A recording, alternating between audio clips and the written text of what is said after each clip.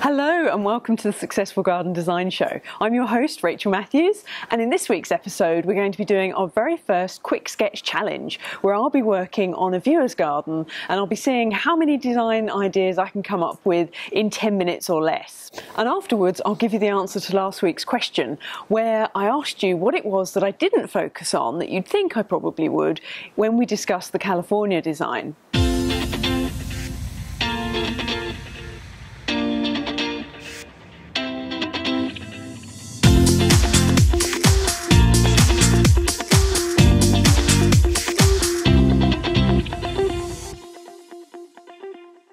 Okay, so this is today's quick sketch challenge garden. It's Dawn's garden and she's in the UK and she's just had this conservatory added to the house and her old patio is tucked round the corner here, and she basically wants a new area that links and comes right the way across, so she wants to do a lot of entertaining. She doesn't want a big lawn, and we don't have an exact budget for this, but the starting budget is about £3,000. Now, that would be great if we were just reshaping the lawn and putting planting in, but it is going to be a struggle with the size patio she wants. Now, she does have a lot of existing paving and some bricks, which we might be able to reuse, so that would cut down cost dramatically, but it's difficult to see at the moment from the photograph what condition the existing paving is in. But anyway, I'll come up with some shapes and see what I can do, and then we can look at ways of doing things to different budgets. So I'm going to set the timer for 10 minutes. So now I will edit out the bits where I just pause when I'm thinking, because that's going to be about as exciting as watching paint dry otherwise. So anyway, if we see what I can come up with in 10 minutes. Right, go. Okay, so she's already said she likes sort of curved shapes, so I'm just going to bring in the curve there and put that on. So I'm just sort of seeing how I divide the space up a little bit. And we've got this kind of area here. And we've got the conservatory doors here and the kitchen door here as well. Now that is a really big patio. I mean, she did say she wanted a big area, maybe patio or deck combination. So that's 6 metres. 5. I'm just looking at the proportions of this. Is that going to be a little bit too massive? So I'm going to get the size that I think is right first, then worry about budget later. I find if you sort of give yourself too many problems in one hit, it makes it very difficult. You end up stopping yourself and you sort of interrupt the process. So it's better to just get it out your system, whatever sort of ideas are coming, and then sort of tweak it to fit at a later date. Okay, so that's not a bad size patio, but depends how much entertaining. So by the time you've got sort of a table and chairs there, you've got sort of chair front and umbrella. Yeah, it's amazing how quickly you can use the space up. So now, as she said, that could be decking or it could be paving. So it'll be a non-defined area of hard landscaping for the time being, and we can figure out the details at a later date. So she doesn't want a particularly big lawn, so she wants it nice and low maintenance. So I put in a circle of lawn here, and she's got a whole load of bricks left, so maybe we could have a nice brick edge around that and the patio area. And then this area, that could be sort of a gravel area, or maybe a gravel border or something. What you want to do is have about approximately a quarter planting, a quarter to a third planting, and the rest empty space, and that sort of is about the right. Now I know we've got a couple of big bushes here, but so we've got a big shrub there. I don't know how good a condition that's in, but I think it would be nice if we had something to draw the eye up the garden, and when you're in the conservatory here, something to look at. So either a bench or a statue, or maybe at a later date a gazebo even would look really nice in that corner. So that's the existing shrub, so we'll just make that a bit smaller. Okay, so before I go too much further, I just want to think about the space and how we're using it and the planting. Have I made the best use of space? So we've got a kitchen window here and a kitchen door. It'd be nice if we had a focal point. This willow tree, she said, is optional. She'd quite like to keep it, but if it comes out, it wouldn't be the end of the world. So I'm just thinking whether I put in some planting here and have this as a curved path coming through. So we're kind of drawing the eyes up and round. So from here, when you look out, there's a view to something sort of going off. But then we'd come into the lawn and it could look a bit, just having stepping stones through the lawn like that might not look that good. So I don't think there's room to take it round to here, which would be my first option. Well, there might be. Hang on. Got a little bit of an idea forming.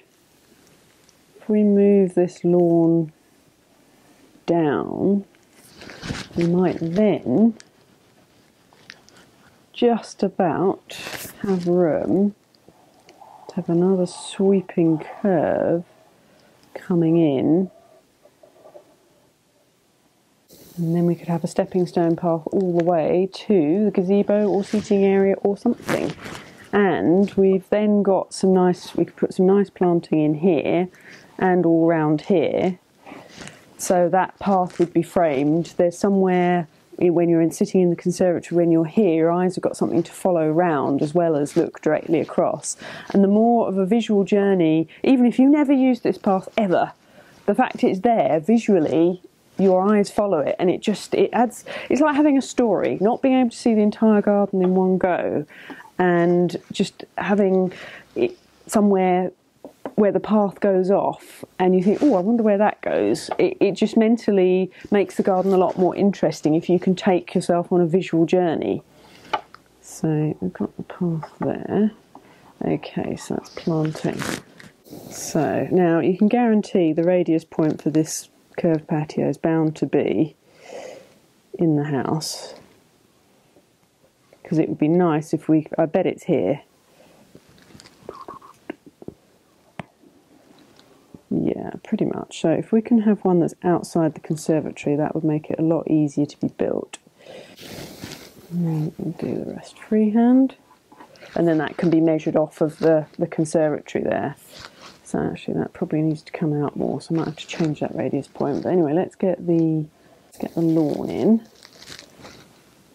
Now I think it would be good if we had a brick edge in, because that will just keep it nice and neat. It's good for several reasons, because it allows the plants just to flop over the bricks and then they don't damage the lawn. But also, you never have to edge this lawn, and you're not going to end up with an odd shape every time you've edged it. So brick edging is very good, and we do have a nice big pile of bricks that we can use. Oh, time's up. Right, so I'm just going to carry on for a few minutes neatening this up, so you can see exactly what it is I'm trying to do, and then we can discuss the costs of this and budget, etc. So I'll come back once I've neatened it up. Okay, so I've tried to neaten up my very messy rough draft a little bit, so that hopefully it makes a bit more sense. So we've got the patio deck area wrapping round the conservatory, quite a small size lawn because you didn't want a big lawn, and then we've got the stepping stone path leading round to a seating area or focal point of some description over there. And then we've got a nice amount of planting here and round here, but not so much that it's going to be masses of maintenance. And the gravel would be on a weed suppressant membrane, and you could do an edge either in metal or timber, or it doesn't have to have an edge at all, it could just go up to the planting here.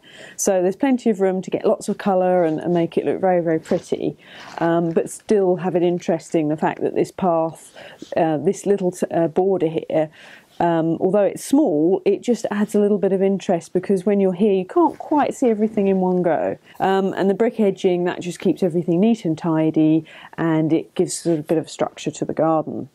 Now, as far as budget goes, the budget of 3,000 isn't going to go very far with the hard landscaping. It would do this area quite easily enough. So if the patio was existing in this shape, that would be fine. Hard landscaping is always where the money disappears. It's a lot more expensive than I think people realise. So there's approximately 50 square metres here, and if you had sort of reasonably nice paving, you're probably looking about £20 a square metre. So that's £1,000 gone on materials alone. And when you think £600 of the £3,000 budget is going to go straight to the taxman, that doesn't really leave you with a lot for the labour, and we haven't even factored in the sand and cement and hardcore to build this yet.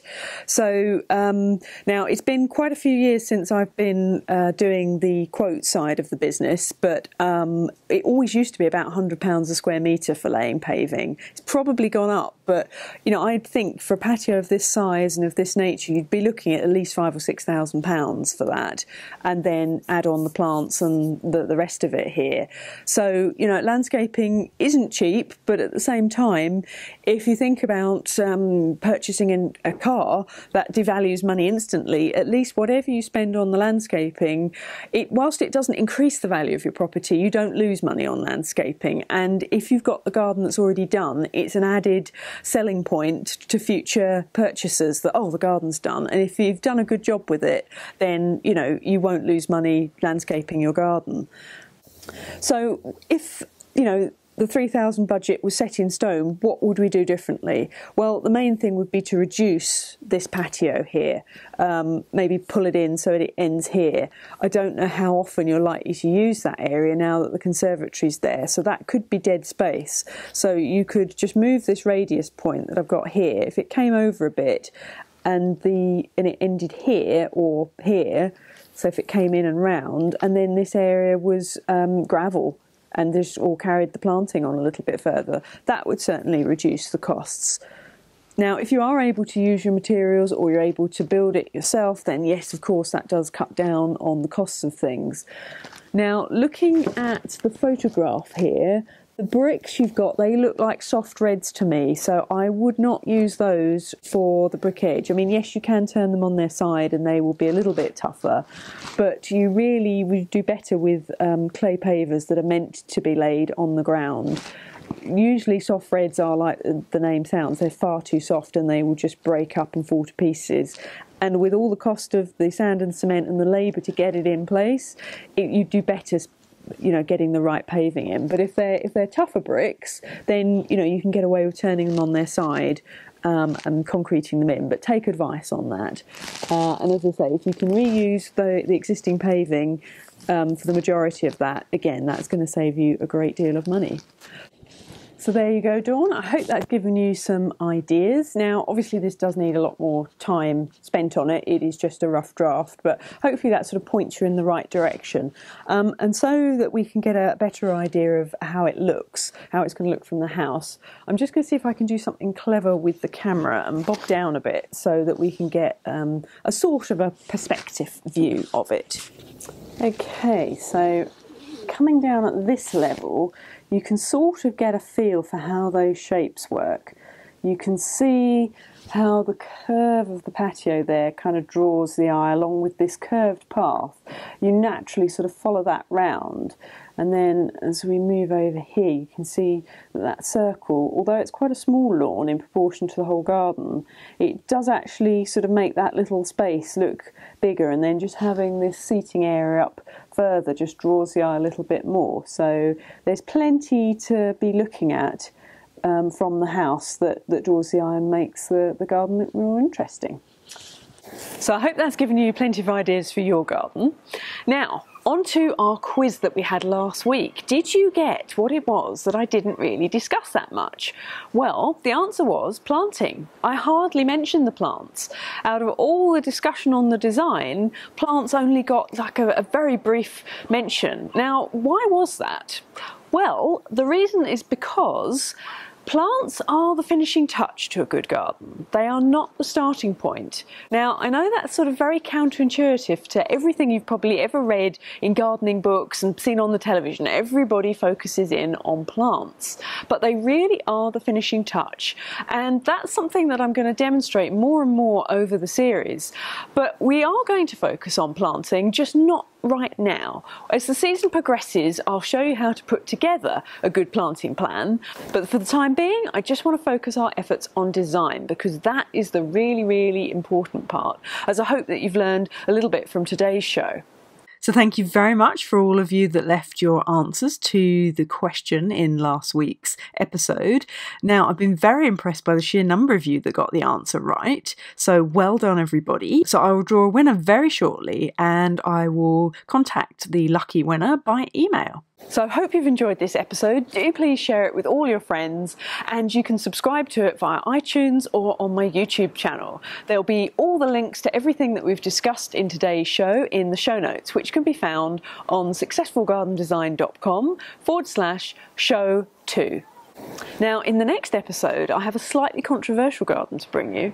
It's for a client of mine in Singapore who has a property in Malaysia, and she wanted a design that was really modern, but also something that would 60% would produce food. Now, in Malaysia, they do gardens in a very set way, and I've broken pretty much every single rule they have. So I'll talk you through the design in the next show, and you can see just how bad a girl I've been. I look forward to seeing you then. Take care.